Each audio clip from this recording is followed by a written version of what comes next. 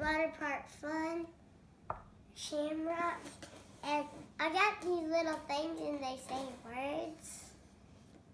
And we use straws to make a ladder, and then the slide is a tube, and then we open that up, and then the leprechaun goes in. And we got floats so that way they can go up with the floats sliding down.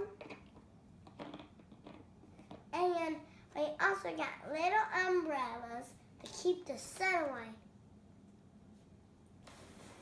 To keep the sun away. And these are the things that they can lay on.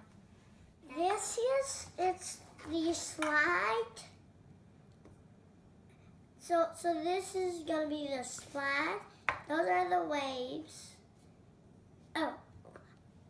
1 minute, I need that pen again. You know I need it, teacher? Why? Because I gotta make the thing that stops.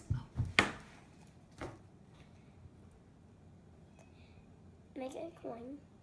There you go. And there's a coin inside of the tube, and then you pull it out, and then it's like the leprechaun flushes into a toilet.